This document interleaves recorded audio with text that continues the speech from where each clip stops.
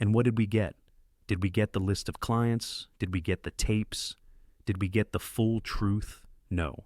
In a bombshell filing that was quietly made public to the courts, the Department of Justice under Trump, led by Pam Bondi, the Attorney General, made an amazing entrance. They said that they have let out less than 1% of the files they have. You heard? That's right, fewer than 1%. But it gets worse. In a move that lawyers and members of Congress are calling it a direct, the DOJ has broken federal law. Clearly said, they are claiming common law rights to keep papers. The privileges that the Transparency Act specifically took away, gone. They aren't just dragging their feet. They are changing the law in real. It's time to bury these files. Why did the DOJ suddenly found 2 million new pages of papers days after the when is the deadline? What was the reason behind the pictures of Donald Epstein's jet had Trump on it, and the DOJ publicized it? Web page and then cleaned up hours later? And why are the folks who yelled, "Get rid of the swamp quickly," the ones putting up a dam around the most dangerous evidence in American history? Buckle up. We're going deep into the law, the letters, the filings, and the timeline of a betrayal that shows one very scary stuff. The cover-up didn't conclude with Epstein's death. It is happening just now, in January 2026, from within the White House. To grasp how serious this is, we need to look at the text of the law itself. This wasn't a suggestion. It wasn't a request. The Epstein Files Transparency Act was approved by the 119th Congress as a mandate has strong backing from both parties. The act was co-sponsored by a Democrat, Rowena and Thomas Massey, a Republican. Two males who don't often agree on anything, but who came together to make the deep state hand. The law was solid. It took away the Department of Justice's its normal excuses. Let's have a peek at the text. Part 3, subsection B. It clearly says that the Lawyer General shall make available to the public all files, records, and messages about Jeffrey Epstein, Ghislaine Maxwell, and their friends. But this is the smoking gun. The Act has a regulation for how to build things. It stops the DOJ from holding back papers based on, quote, shame, damage to reputation, or political sensitivity, even toward any government official, well-known person, or foreign important person. This is a very important clause.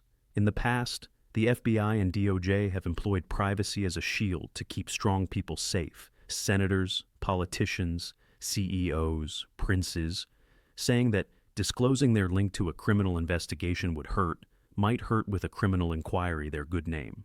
The Act on Openness made that against the law. If a member of Congress was the DOJ has to let the plane go record no matter what. It makes them seem bad or kills their career. The law granted the DOJ 30 days to act. That is a very short deadline. In bureaucratic terminology, it was on purpose. Congress recognized that if you given the DOJ a year, they would take 10 years. They told them they had 30 days. On November 1st, President Trump signed it. 19th of 2025. That was the last day to the 19th of December, 2025. So, what happened on the 19th of December? Be quiet. The DOJ put out a group of court papers that are already public. Things we had already seen from the trial of Ghislaine Maxwell. The actual inside FBI files, the summaries of the interviews, 302s, the logs of monitoring from Epstein's properties are gone and not being sold.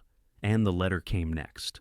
On the 6th of January 2026, which is funny enough the anniversary of Deputy, it's another crazy day in history. Attorney General Todd Blanche sent a letter to the judge in charge and to the Congress. The DOJ didn't do this in this letter. Just say you're sorry for the delay. They said they made a mistake in the process. Thus, it's so big that it doesn't make sense. They said so even though they had decades to get ready these files. They had all of a sudden found more than 5 million pages of records that needed to be looked into. Consider that. The FBI said for years that they had looked into Epstein. Now, all of a sudden, when the law forces them to let go of the files, the stack of papers gets bigger by millions of pages in one night. This is a common way to delay a document dump. Put so much stuff in the zone that you can say it is physically not possible to go over it all in time. But the part that makes you look the worst isn't the amount. It's the refusal to give the index. The law made it necessary for the DOJ to give a list of things that can't be disclosed. A list of things they are not telling you and why the deadline was in December. They didn't do it. They are keeping the files and the list of files. They are working in complete darkness, right? Breaking a law that the sitting president signed, president. Let's go into the details of the reason for this, is that this is where the admission becomes quite damaging. The DOJ says they can't do it. Give the data back because they have to keep the victim's privacy safe. On the outside, that sounds good. We all agree that young people who were abused by Epstein should not be doxxed. The transparency. This is what ACT agrees with. It makes it possible for removing the names of victims and information that can be used to identify a person. But the DOJ is using the privacy of victims as a horse of Troy. In their papers in January, the DOJ lawyers said they need to redact information to keep people from being charged third parties. In legal terms, an unindicted third party is someone referenced in a criminal file but wasn't accused of a crime. In this case of the Epstein case, who are the people who have not been charged? Third parties? They aren't just the girls. These are the dudes. They are the customers. They are the ones that flew on the Lolita Express but didn't have to pay by the dishonest prosecutors in 2008 or in 2019. By claiming a wide-ranging privacy interest for third parties who haven't been charged, the Trump DOJ is making the case that they can cross out the names of the strong guys who came to the island only because those men were never charged. This goes against the Act's ban on redactions for damage to reputation. If Bill Clinton or a Saudi prince or, yes, Donald Trump shows up in a synopsis of an FBI interview as being at a dinner with Epstein, that is not a problem with the victim's privacy. That is something that the public cares about. But the DOJ is currently using a presumption of their name's privacy. Representative Thomas Massey got on the battle road this week. He tweeted, "The DOJ is claiming common law rights that the Act does not allow." What does that mean? What does it mean? Some common law rights are things like the process of deliberation, the idea of privilege, which means the government can keep its internal memos private so officials can say what they want. The goal of the Transparency Act was to break through that cover. It asked for the release of internal DOJ messages on decisions about investigations. Congress wants to find out why Alexander Aosta donated Epstein a great deal in 2008. They wanted to find out why the FBI stopped looking into 2015. By claiming these rights right now, Pam Bondi is the Attorney General, noting, "We know Congress said, we can't hide in a law this, but we're still going to hide it utilizing the previous rules." This is an acknowledgement of lawlessness. The executive branch is talking to the legislative branch that they don't care about the law. And don't forget that Donald Trump is the leader of the executive branch. Donald Trump is the head of the branch. This raises the Pam Bondi is a question that makes me uncomfortable. Is she going against the rules or observing them? If you think this is just government red tape, look at what happened on incompetence to see what happened. December 23, 2025. For a short time, the DOJ posted a new one just a few hours ago. Set of papers to their dedicated Epstein gateway. Some of them were flight logs and, most importantly, pictures. One file, which was promptly downloaded by journalists and archivists on the internet before it disappeared, it looked like it showed a Donald Trump in a picture with Jeffrey Epstein's private jet in the 1990s. We knew that Trump was on the plane. He has said it before, saying it was a ride from Palm Beach to New York. But viewing the pictures in an official release from the FBI is different. Makes things feel real and real. Then, poof, it was gone. By the evening, the file was taken down on December 23rd from the server. Journalists asked why. The DOJ made a vague statement saying, "Photos and other things will keep being looked at and edited in line with the law, in a lot of cases of caution. Too much caution or too much panic." This deletion is probably an illegal act. When a record is made by the government, made public because of a law about transparency, taking it back because it looks bad for the president is what it means to be political awareness, the same thing the law says no. Also on that, the DOJ put out a strange report on the same day. Disclaimer on their social media accounts. They said that some of the new documents that came out had false and sensationalist claims made against President Trump that were sent to the FBI just before the election of 2020. Think about how crazy that is. The Justice Department and is an unbiased law enforcement agency, sending out press releases ahead of time. Evidence that proves their own case wrong, dump, before the public has even fully read it.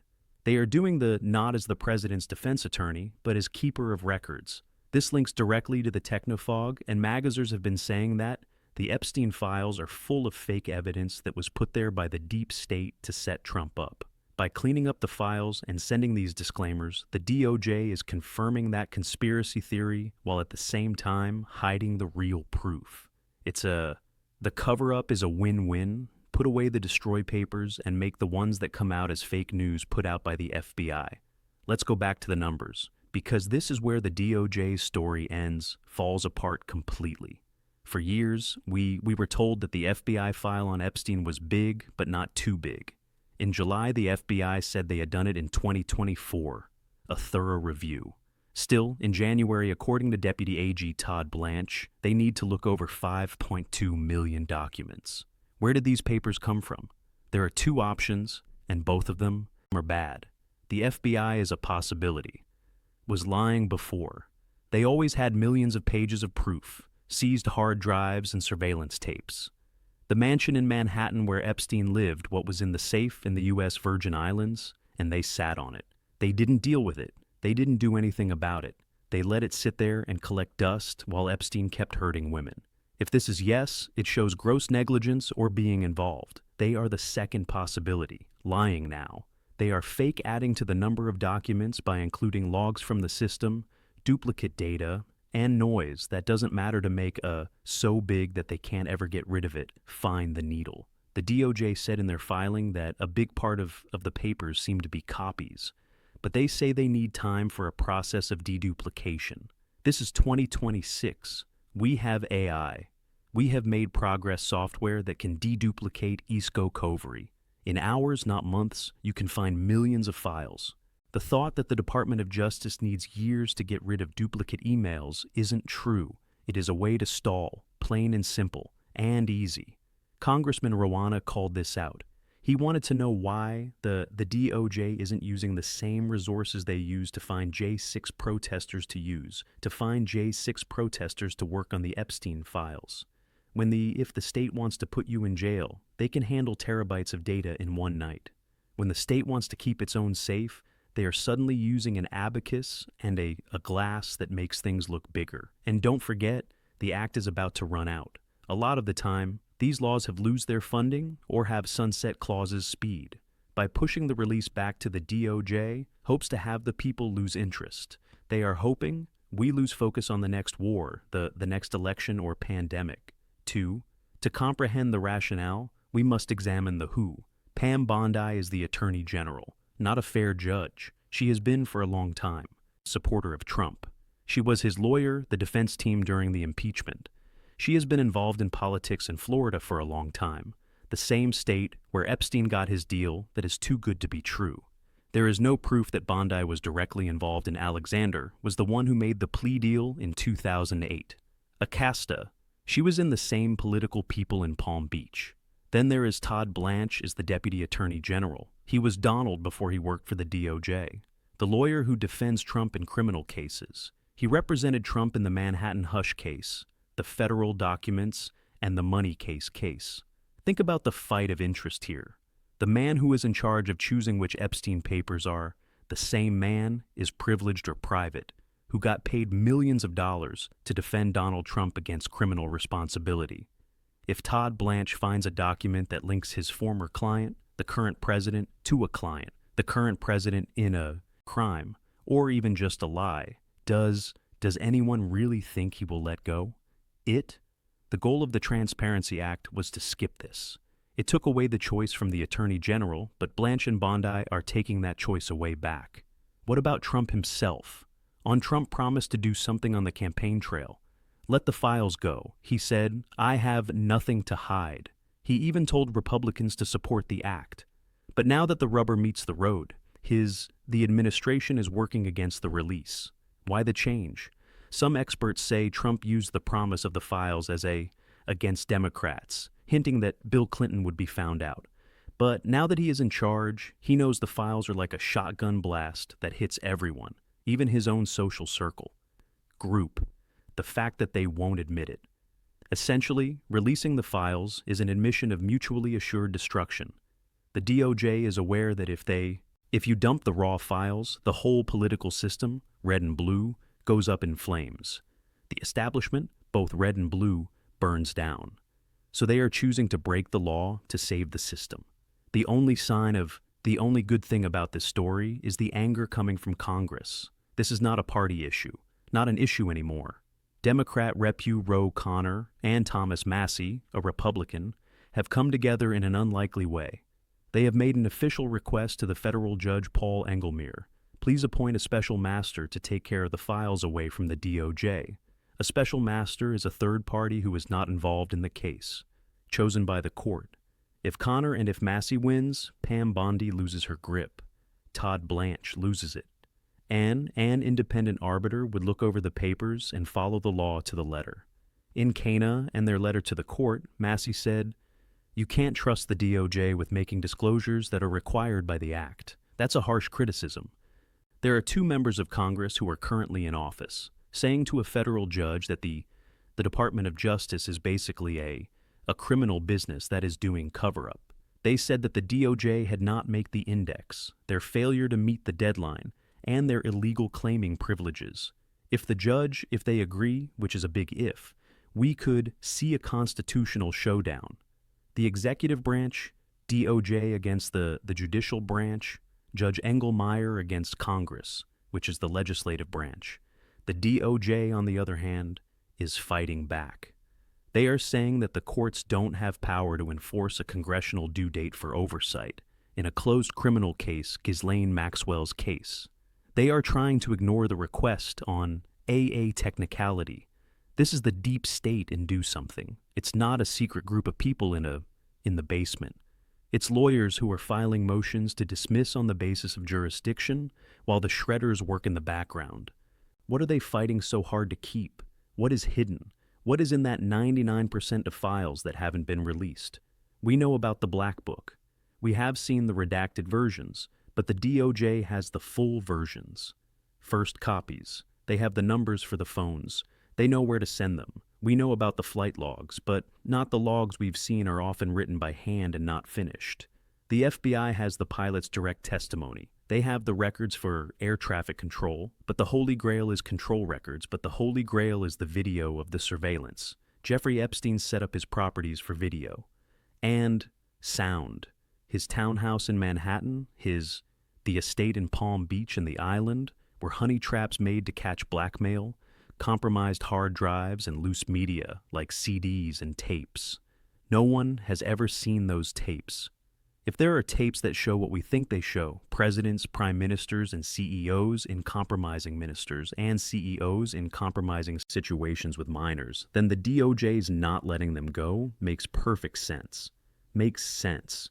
If those tapes were made public, not just make politicians look bad, it would make things unstable on a global scale.